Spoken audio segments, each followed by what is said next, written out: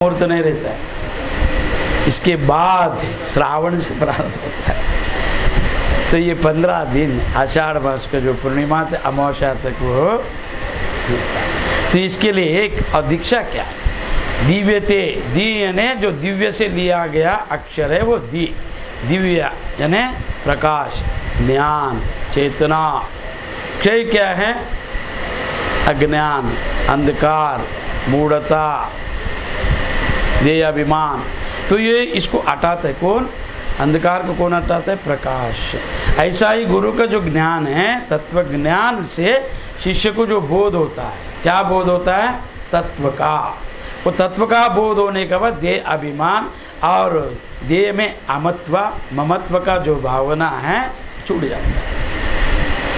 तो वो जो ज्ञान देता है उसका नाम है दीक्षा। और ये कितना प्रकार का है? ऐसा तो बहुत प्रकार है, बहुत प्रकार है, उनको तो वर्णन नहीं करता। अपना जो अद्वैत का है उसका वर्णन करता। तो ये दीक्षा क्यों लेना चाहिए? दीक्षा नहीं लेने से क्या होता है? सब ठीक है ना? दीक्षा से क्या होता है? मनुष्य जन्म किसके लिए मिला है मालूम है आपको? स्वयं को जानने के लिए। को हम, मैं कौन हूँ, जगत क्या है, ब्रह्म क्या है। ये तीन ही प्रश्न का उत्तर जितना भी शास्त्र है, जितना भी सांप्रदाय है, इसी का उत्तर में लगा है, खोज रहा है, अभी भी संशोधन कर रहा है।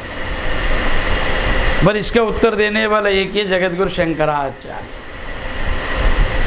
अन्य सांप्रदाय भी है, द्वैत मत, विशिष्टाद्वैत, द्वैताद्वैत, शुद्धाद्वैत, शिवाद्वैत, शक्ताद्वैत, मगर कोई अद्वैत नहीं। 99 है, एक नहीं है 100 बनने के लिए। 99 है मगर एक नहीं है। तो उसके लिए तो ये एक से जो एक को जान लेता है वो सर्व को जान लेता है, तो पूर्ण हो जाता है। तो ऐसा दीक्षा। तो ये कितना प्रकार का है? तो अनेक प्रकार का है। तो निजगुण शिव योगी क्या कहते हैं? ನೋಡಿ ಕೆಲವಂ ಮಾತನಾಡಿ ಕೆಲವಂ ಮುಟ್ಟಿ ಕೂಡ ಕೆಲ ಜೀವಿಗಳನ್ನು ದೇವರನ್ನಾಗಿ ಮಿಗೆ ಮಾಡುವ आचार्य शरणागो, एक बोला है। तो ये क्या है इसमें? तो यहाँ पर क्या बोला है कि ऐसा गुरु करना चाहिए। तो श्रोत्रिय ब्रह्मनिष्ठा, श्रोत्रियत्व का क्या है? उनको 4 वेद, 18 पुराण या जितना भी शास्त्र का बंडवाल है, शास्त्र का जो विभाग है यथार्थ रूप से जानने वाला, और उसको जानकर योग अभ्यास कर कर आत्म का दर्शन कर कर उस आत्म में ये जीव ही आत्मा है, यही परमात्मा है, ऐसा जानकर उसमें जो स्थिर है उनको बोला जाता है ब्रह्मनिष्ठत्व। तो ब्रह्म श्रोत्रिय ब्रह्मनिष्ठा और उनके पास जाने के बाद तो ये दीक्षा दिया जाता है। तो दीक्षा कैसा दिया जाता है? तो ये दीक्षा 3 प्रकार होता है। एक है नयन दीक्षा, एक है मंत्र दीक्षा, एक है स्पर्श दीक्षा।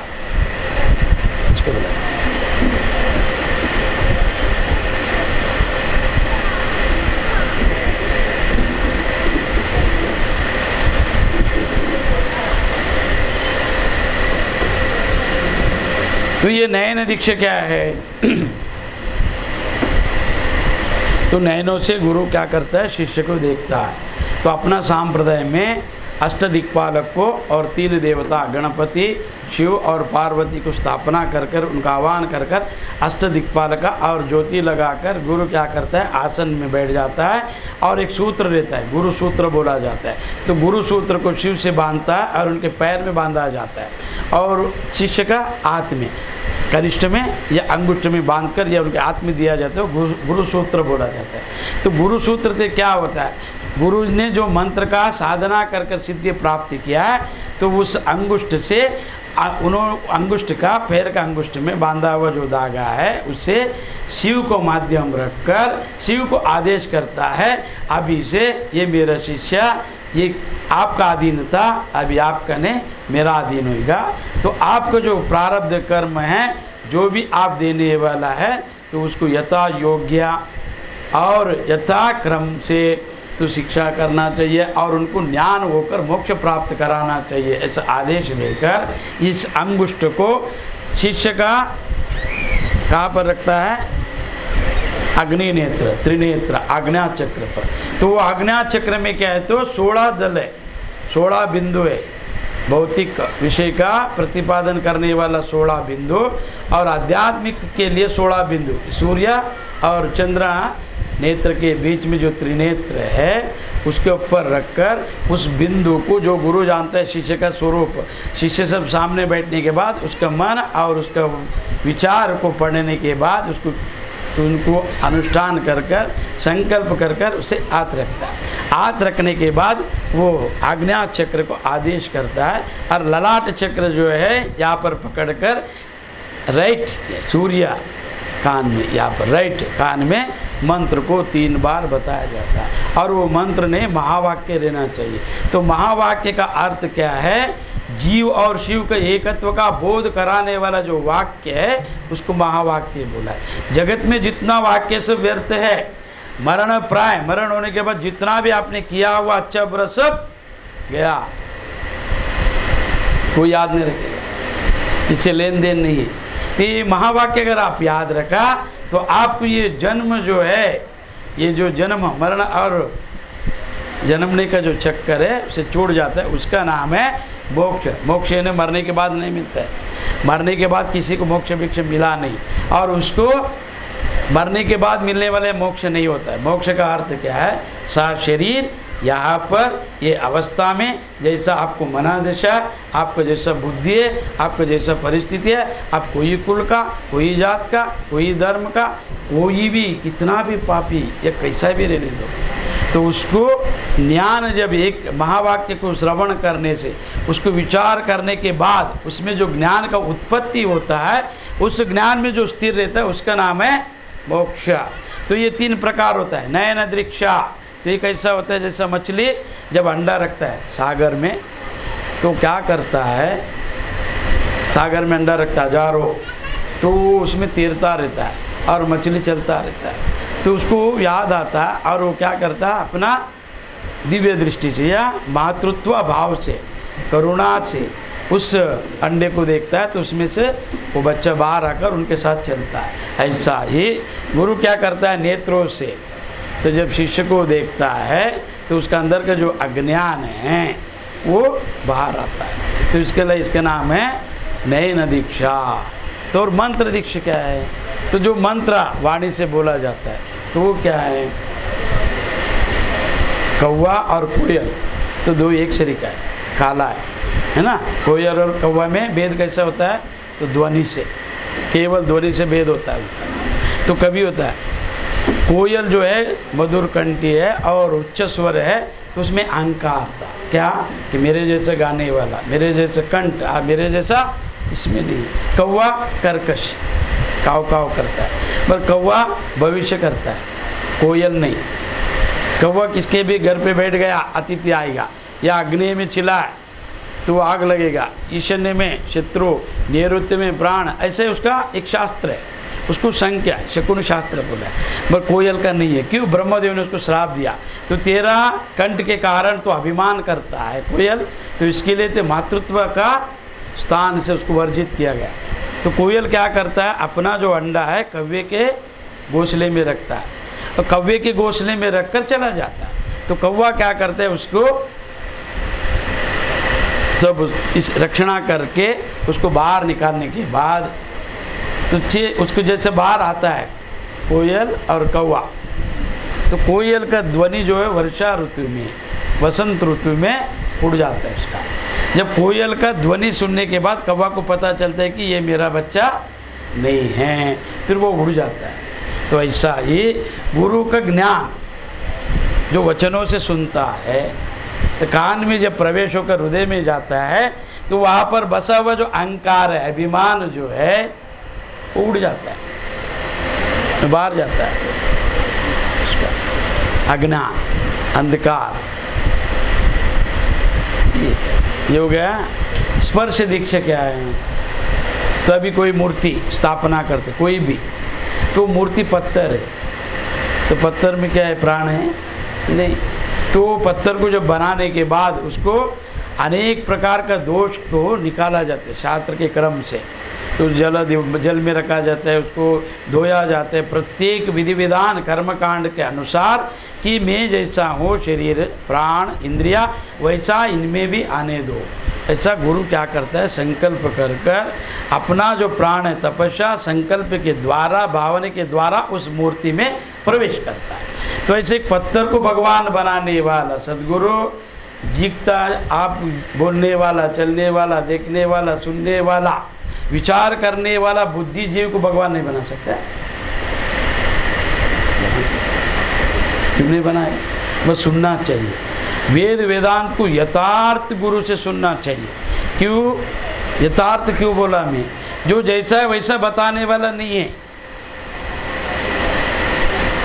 जैसा है वैसा अगर बताया, जैसा है वैसा जाना, तो किसी को दुख नहीं होगा। अध्यात्म किसी को दुख नहीं देता और अध्यात्म किसी का पक्षपात नहीं करता है। अध्यात्म जो है न्याय प्रिय है, अध्यात्म स्वतंत्र है और अध्यात्म किसी का बीच में आता नहीं।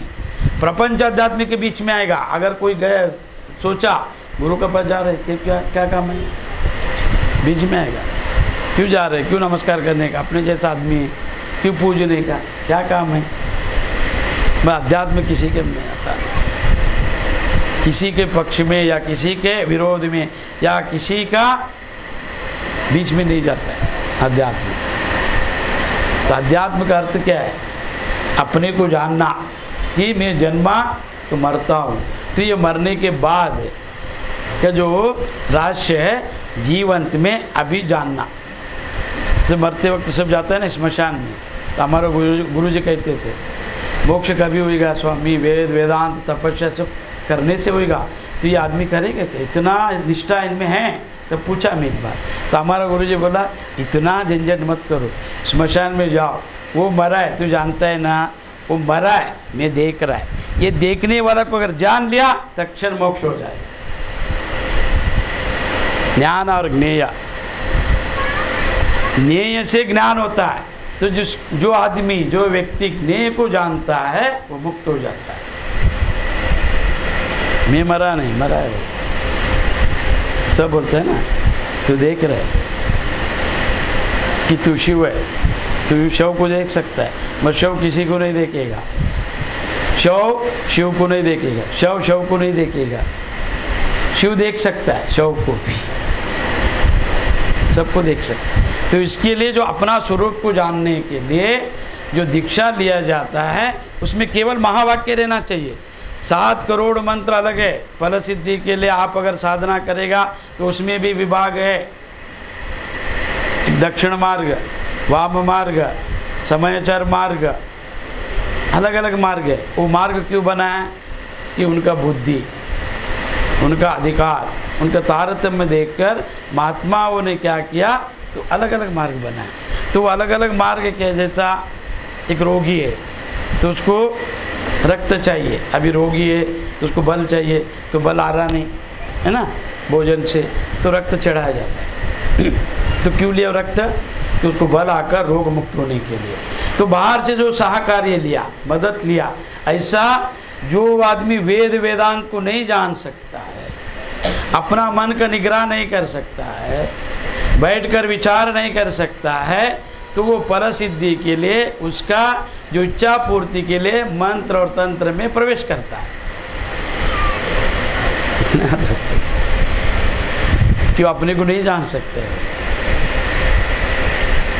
ये विचार है और विचार में बल लगता है, बुद्धि लगता है और वैराग्य लगता है। तो इसके लिए वो नहीं जान सकते वेदांत को, तो बाहर का आश्रय लेता है, उसका नाम है मंत्र शास्त्र। तो यहाँ पर जो है नयन दीक्षा, वाणी से दीक्षा, स्पर्श दीक्षा। तो स्पर्श कर कर एक मूर्ति को भगवान बनाता है ना। तो ऐसे ये 3 दीक्षा और एक है संकल्प दीक्षा, शक्तिपात। तो ये कैसा होता है? तो कूर्म जो है कछुआ, वो भी अंडा रखता है हजारों और भूल जाता है। सालों के बाद उसको जब स्मरण होता है तो वो अंडे से बाहर आता है। और ये जो है अयोनिजा है, कोई योनि नहीं इनमें, केवल स्पर्श से ही उनको संतति होता है, कोई क्रिया नहीं। तो संकल्प करने से मात्र से जहाँ पर भी है वो सब बाहर आ जाता है। फिर बाहर आने के बाद उनका लालन पोषण कैसे करना चाहिए, तो मात्र क्या करता है, कछुआ कूर्मा वो बच्चे को बुलाकर सामने खड़ा रखकर संकल्प करता है, ये ईश्वर मैं दूध नहीं पिला सकता, पंख नहीं उड़कर इनको भोजन लाके दाना लाके खिला सकता, तो मैं एक संकल्प करता हूँ, मेरा जो बल है, मेरा जो प्राण है, इनको जब तक ये चल फिर नहीं सकता तब तक इनकी रक्षणा करो करके नेत्र से देखकर उसको आशीर्वाद करता है। उसके बल से 300 साल हजारों साल तक जीता है कछुआ। मनुष्य का आयुष्य देखो 120 है पूर्णाशय, अभी 100 आ गया, तो 100 भी गारंटी नहीं, कोई 60 है, कोई 50 है, कोई 40 है, गारंटी नहीं। और दूसरा गारंटी पूछ रहे वस्तु का, पंखा का गारंटी 1 साल, बिगड़ गया तो ठीक है मिलेगा, भाई इसका गारंटी कोई नहीं दे सकता है। तो इसके लिए ये समाप्ति से पहला, देय नाश होने से पहला जो अपना स्वरूप को जानता है वो ज्ञानी, वो श्रेष्ठ, उसको बोला जाता है साधक, उसको बोला जाता है दीक्षा लिया हुआ शिष्य। तो ये हो गया। तो शंकराचार्य क्या किया, इसी को उन्होंने अनेक रूप में बताया। क्या उन्होंने बोला है, मीनाक्षी, कामाक्षी, विशालाक्षी, इंद्राक्षी, 4।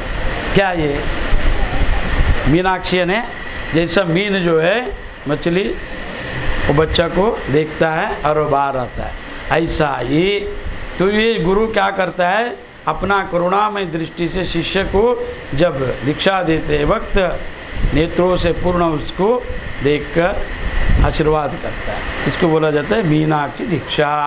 तो मीनाक्षी अम्बा कहाँ पर है ये, मदुराई। कामाक्षी कंची कामाक्षी, तो कामाक्षी दीक्षा श्रेष्ठ बोला है शंकराचार्य ने। क्यों, तो कामाक्षी ने कुकुटाक्षी, कुकुट बोले तो मुर्गी, तो मुर्गी क्या करते हैं, जब अंडा रखता है तो उसके ऊपर बैठता है कुकुटासन में, सिद्धारूढ़ स्वामी जी जैसे बैठे थे वैसा। तो बैठकर अपना जो शरीर है उसको स्पर्श कर कर गर्म करता है, उष्णता देकर उसको पूर्ण रूप से बच्चा बाहर लाता है। तो जैसा बच्चा बाहर आने के बाद वो छोड़ देता है, ऐसा ही गुरु क्या करता है, शिष्य को अपने सन्निधि में लेकर वेद वेदांत का श्रवण कराकर जितना भी राशि है उसको बताकर जो ज्ञान दे देता है उसका नाम है कामाक्षी। ठीक है। और तीसरा विशालाक्षी। तो ये विशालाक्षी कैसा, कछुए के जैसा, कछुआ का जो नेत्र है बाहर लेकर वो विशाल दृष्टि से देखता है। तो विशाल दृष्टि से देख गुरु क्या करते, सब जितना विशेष है उनको अपना करुणा में नेत्रों से विशाल नेत्र कर कर देखता है, उसको विशालाक्षी। इंद्राक्षी क्या है, तो इंद्राक्षी का जो साधना मंत्र का जाप जो करता है, गुरु दिया हुआ मंत्र को जाप करने से वो मननम त्रायेत इति मंत्र, मन को जो रुकाता है वो है मंत्र। मन और बुद्धि जो है आलोचना से जगत का प्रादुर्भाव होता है। तो वास्तविक जगत क्या है, मन का अस्पष्ट रूप, और ईश्वर क्या है, आत्मा मन का स्पष्ट रूप। मन का जो शुद्ध रूप है वो परमात्मा है, मन का अशुद्ध रूप जो है जगत है। तो मन जब ठहर जाता है उसके बाद ध्यान प्रारंभ होता है। जब तक आपका मन चंचल है, विचार है, आलोचना है, यहाँ पर बैठकर दूसरा ही विचार कर रहे तो उसको ध्यान नहीं बोला जाता। ध्यान का अर्थ क्या है, मन का लय होना, किसमें, बुद्धि में। और बुद्धि मन किसमें लय होना चाहिए, तो प्राण में। प्राण किसमें लय होना चाहिए, शून्य में। और शून्य किसमें लय होना चाहिए, तो चेतना में। गौतम बुद्ध, महात्मा गौतम बुद्ध का शंकराचार्य का एक ही व्यत्यास है, क्या, तो वो निरीश्वरवाद शून्यत्व को मानते हैं और ये एक को मानते हैं, तो उसका आगे का विषय है। तो दोनों का जो चलना है एक जैसा ही है। बाद में चेतना और अचेतना के विषय में वाद है उनका, तो भेद नहीं है उनका, भेद नहीं है। तो इसके लिए ये भी निर्वाण मानते हैं, वो भी मोक्ष मानते हैं। तो दोनों का अर्थ एक ही है, निर्वाण और मोक्ष ने सा शरीर रहते वक्त अपना जो सुख दुख का जो स्वरूप है उसको जो जानता है उसका नाम है दीक्षा, मोक्षा। तो ये इसके लिए लिया जाता है दीक्षा। और ये मनुष्य को क्यों दिया जाता है? मनुष्य को अधिकार है दीक्षा लेकर ज्ञान प्राप्त करना। अध्यात्म को चलाने वाला, प्रचार प्रसार करने वाला, जानने वाला तो कौन है? तो ये मनुष्य देही और दूसरा नहीं, देवता नहीं। तो उनका एक ही है, सुख भोगना। और पशु का क्या है? दुख भोगना। सुख दुख को भोगने वाला जो है मनुष्य प्राणी। सुख और दुख का अनुभव किसको है? मनुष्य को। देवता को एक अवस्था है जागृता, पशु को क्या अवस्था है? दो अवस्था है। क्या?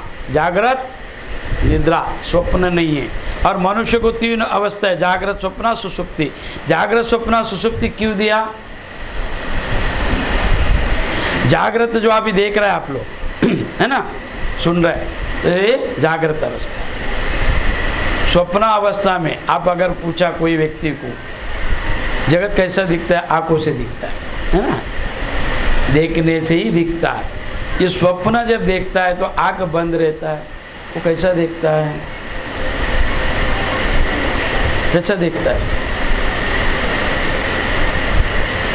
जो जगत आपने देखा है वो जगत का जो स्वरूप है वो मिथ्य दर्शाने के लिए भगवान ने एक स्वप्न बनाया। मनुष्य को जो विक्षिप्त मन रहता है स्वप्न के रूप में बाहर आता है, फिर स्वप्न वही बनाता है। घर वही बनाए, घर बनाने वाला वही है, कोई रीति सीमेंट नहीं लाया, वही वृक्ष बनाए, वही स्त्री बनाए, वही सब कुछ बनाए, जगत वही बनाए, जीव वही बनाए, और वो खुद को देख रहा है, तो उसका नाम है जगत।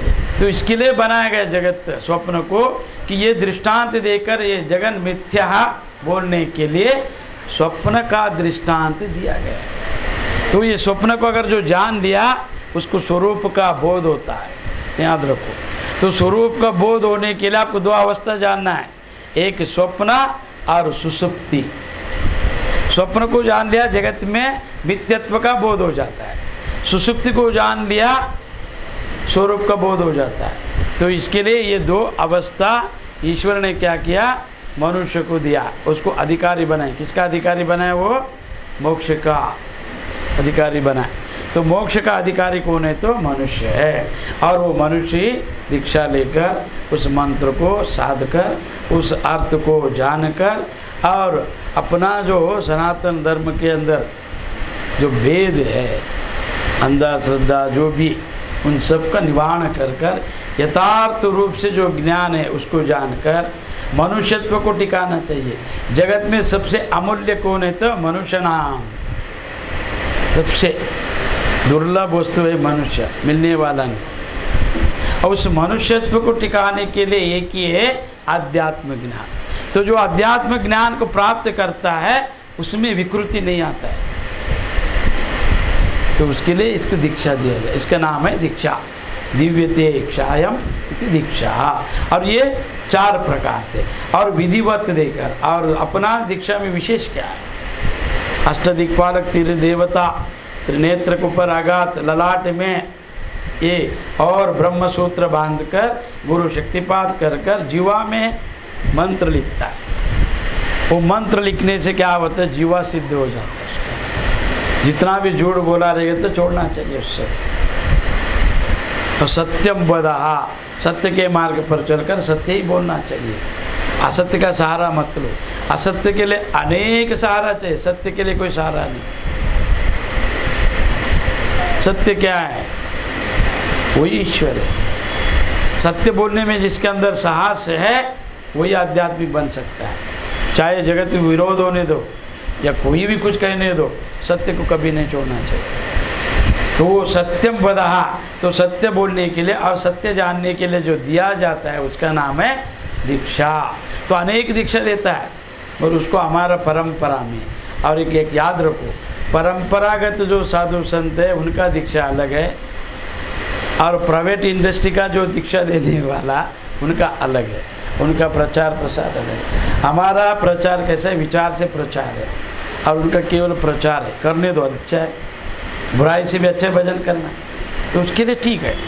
पर अध्यात्म क्या कहता है, जैसा शास्त्रों में है वैसा ही बताना चाहिए गुरु को, और शिष्य को वैसा ही जानना चाहिए। उससे अतिरेक अगर जान लिया अलग तो वो मोक्ष नहीं होता है, ब्रह्मज्ञानी नहीं बनता है, ब्रह्म पिशाची बन जाता है। ब्रह्मज्ञानी मोक्ष को प्राप्त होता है, ब्रह्म पिशाची दूसरों को बाधा देता है। तो बाधक नहीं बनना चाहिए, साधक बनना चाहिए, और साधक बनने के लिए निष्ठा चाहिए, और वो निष्ठा दृढ़ रहना चाहिए, और वो दृढ़ता भक्ति रहना चाहिए। भक्ति श्रद्धा से आना चाहिए, और श्रद्धा विनय से आना चाहिए, विनय विद्या से आना चाहिए, विद्या यानी ज्ञान। तो जिसके पास विनय है उसके पास श्रद्धा, श्रद्धा से भक्ति, भक्ति से निष्ठा, निष्ठा से दृढ़ता, दृढ़ता से मोक्ष प्राप्ति। इसमें एक भी अगर कम है कुछ नहीं होगा। श्रद्धावान लभते ज्ञानम, अश्रद्धान पुरुषः। जिसके पास श्रद्धा नहीं है तो श्रद्धा क्यों चाहिए? बिना श्रद्धा करने हो सकता। किसी के प्रति अगर श्रद्धा है तो आप उसको चाहत करेगा, आप उसको सम्मान करेगा, आप उसका सेवा करेगा। श्रद्धा नहीं है तो नहीं करेगा, जानेगा नहीं। तो इसके लिए श्रद्धावान लभते ज्ञानम। तो श्रद्धा कैसा रहना चाहिए? अभी आप किसको मांग रहे हैं कुछ, तो पात्र कैसा रहना चाहिए? छिद्र रहित रहना चाहिए। अगर छिद्र है उसमें तो अभी देखो तो जाननी होता है ना, ऐसा पानी आटा चालने वाला, उसमें किसी गुरु ने बोला उसमें से पानी लेके आ शिष्य को, तो ला सकता है? नहीं ला सकता। क्यों? उसमें छिद्र है। और एक नौका, छिद्र से नौका क्या करता है? नदी को पार कराता है। तो अगर उसमें ही छिद्र है तो पार हो जाएगा? वो डूब जाएगा, पार नहीं होगा। ऐसा जो छिद्र है रहित होता है, मतलब संशय रहित, उसका नाम है श्रद्धा। संशय नहीं करना चाहिए। शास्त्र, गुरु, माता पिता के प्रति संशय नहीं करना और प्रश्न नहीं करना चाहिए। उन्होंने जो बोला है उसको मानना चाहिए। तो इसके लिए उपनिषद